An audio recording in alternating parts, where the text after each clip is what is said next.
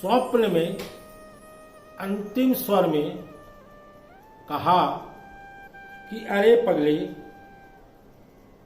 तूने अपने अज्ञान रूपी अंधकार से मुक्ति पाकर मेरे ज्ञान रूपी आलोक द्वारा मेरे साथ अभी एक मात स्थापित की थी। तू निर्भय होकर अपना समस्त भार मेरे ऊपर छोड़ दे और विधाता ने तेरे भाग्य में जो लकीर लिखी है,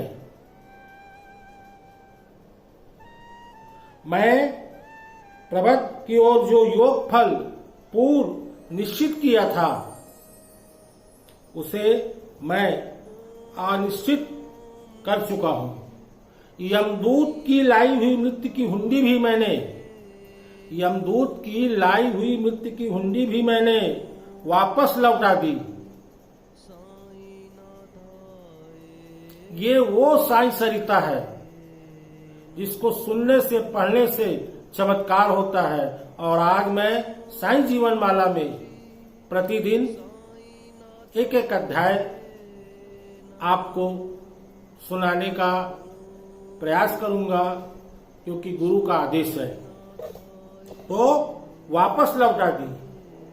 ऐसे योगी सदगुरु साईनाथ महाराज को हम सत सत प्रणाम करते हैं। जब भी इस धरती पर अंधकार अन्याय को बोझ बढ़ता है और लोग सत्य मार्ग से विचलित होकर अधपतन अग्रसर की ओर होते हैं, तब ऐसे पाप और अंधकार को नष्ट करने के लिए भगवान अनेक बार इस धरती पर धारण किए हैं।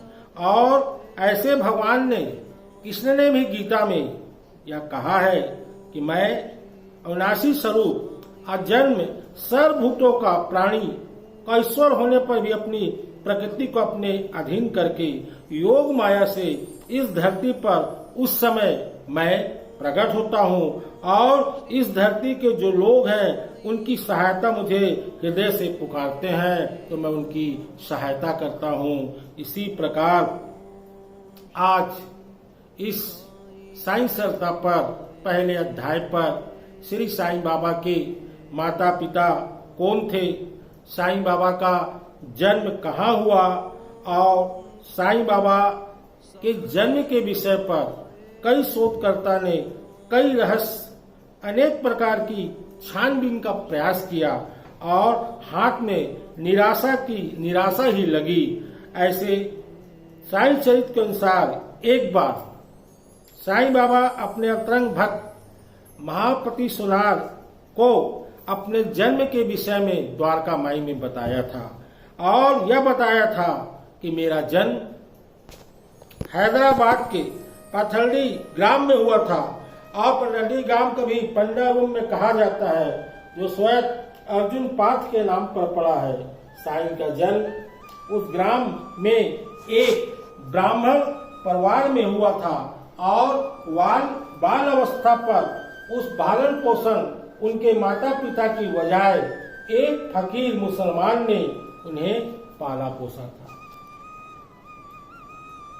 बाबा के अध्याय का पहला चरित्र जो सुनेगा, उसके सभी प्रकार के संकट कष्ट इस साई सरिता पर बाबा पूरा करते हैं। बाबा खुद अपने बारे में बता रहे हैं इस साई चरित्र में, और साई सरिता पर यह उल्लेख आया है। और उन्होंने अपने गुरु के संरक्षण पूर्व 12 वर्ष तक रहे और गुरु के प्रेम की दया साक्षात मूर्ति के साथ एक महान आध्यात्मिक संत हुए। जब कोई संत बनता है, वह संत 12 साल तक तपस्या करता है, गुरु का आदेश होता है। 12 साल के बाद वह गुरु भिक्षा मांगने के लिए उस शिष्य को प्रेरित करता है, और जब वह इसमें सफल हो जाता है, तब वह गुरु उसे अपना महान आध्यात्मिक संत कहते हैं। उसी दया की मूर्ति साक्षात उदान ज्ञान की वस्तु को पूर्ण मुक्त हो गया, तन मन से गुरु की शरण में पूर्ण अर्पण हो गया। आज कुछ भी अपने गुरु के प्रति उनके भाव निस्वार्थ भाव से फलस्वरूप उन्हें प्राप्त हुआ था। 1901 पर इस विषय पर 1901 पर दास गुरु महाराज ने भी प्रारंभिक जीवन काल 1901 में दास गुरु ने जी भी प्रारंभिक जीवनमान की बहुत खोजबीन की और दास गुरु ने पूरे स्थान पर गए और जब पथली गांव से सेलू गए थे तो उनको गोपाल राव उनके शिष्यों और वंशों के संकल्प में स्थापित हुआ था। बाबा के गुरु कौन थे, ये इसी अध्याय में शुरुआत हो रहा है। उस समय जीवित थे और गोपाल राव की समाधि को उल्लेख करते हुए उन्हें साईं बाबा का गुरु बताया था। वास्तव में सेतु परमणी जिले के एक बड़ा कस्बा है और मनमाड़ से सिकंदर बाग जाने वाली रेल लाइन पर पड़ता है। सेलू से पतली ग्राम करीब 25 किलोमीटर की दूरी पर स्थित है। ये दोनों स्थानों पर मोटर मार्ग परस्पर जोड़ता रहता है। सेलू स्टेशन से लगभग 1 किलोमीटर की दूरी पर वेंकटेश्वर मंदिर है। इस मंदिर में लगभग 1 मीटर लंबी भगवान विष्णु की प्रतिमा है। भव्य मूर्ति प्रतिष्ठित है। इसी मंदिर का निर्माण लगभग सन 1808 में हुआ था। इस मंदिर के पीछे गोपाल राव जी की समाधि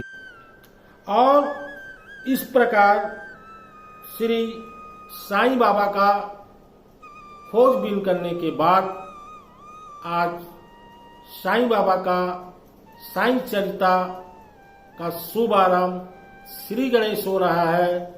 और ये इसलिए हो रहा है कि जो लोग साईं जीवन माला को देख रहे हैं उनकी इस साईं सरता के द्वारा उन भक्तों की सभी प्रकार की साईं बाबा मनोकामना पूरी करें।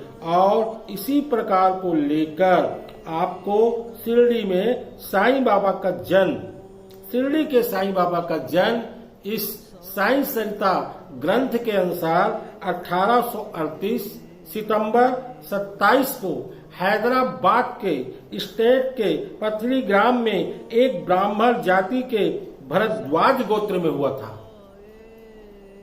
बाबा का गोत्र भरद्वाज था और ब्राह्मण जाति में बाबा का जन्म हुआ था। उनके माता पिता का नाम था गंगा वाद्या और माँ का नाम था देवगिरी अम्बा। शिरडी के साईं बाबा के बचपन का जो नाम था वह बापू था और इनके पिता एक गरीब मल्लाह थे। प्राचीन काल में ऋषि भरद्वाज भगवान शंकर और शिव की पार्वती की अन्य भक्तों में से थे। कहा जाता है कि लगभग आज से 5000 वर्ष पूर्व जब ऋषि भरद्वाज कैलाश पर्वत पर घोर तपस्या कर रहे थे तब भगवान शिव ने उनकी भक्ति और तपस्या से प्रसन्न होकर उन्हें वरदान दिया था।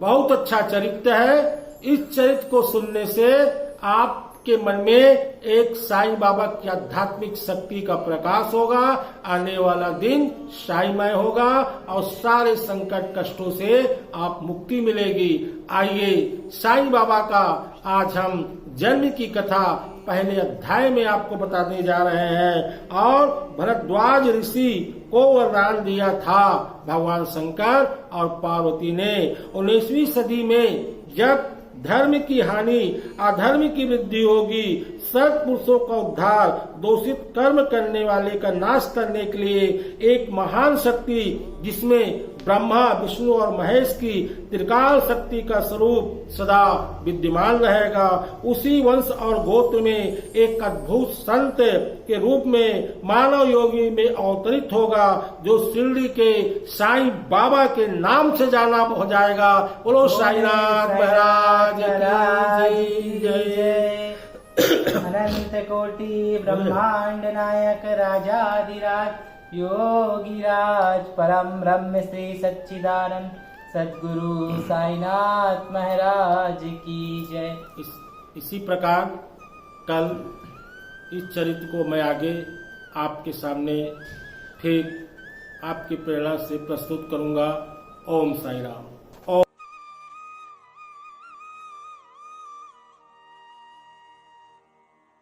ओम साई राम।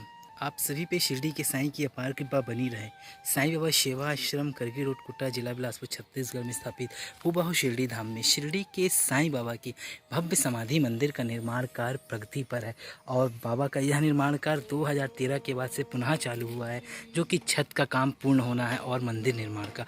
तो आप सभी साईं भक्तों से बस एक विनम्र आग्रह कि बाबा के इस मंदिर निर्माण में आप यथा योग्य निर्माण सामग्री अपने नाम से, अपने परिवार के नाम से दान स्वरूप प्रेषित जरूर करें और इस निर्माण को पूर्ण कराने में अपनी सहभागिता प्रदान करें। शिरडी के साईं आपकी सारी मनोकामना पूर्ण करें और आपके जीवन में खुशियां ही खुशियां लाएं। आप लोगों से पुनः आग्रह, निर्माण कार्य चल रहा है और निर्माण सामग्री की बहुत ही जल्द आवश्यकता है, तो आप लोगों से आग्रह है कि आगे आएँ और इस निर्माण काम में सहयोग करें। संपर्क कर सकते हैं दिए गए नंबर पर। ओम साई राम।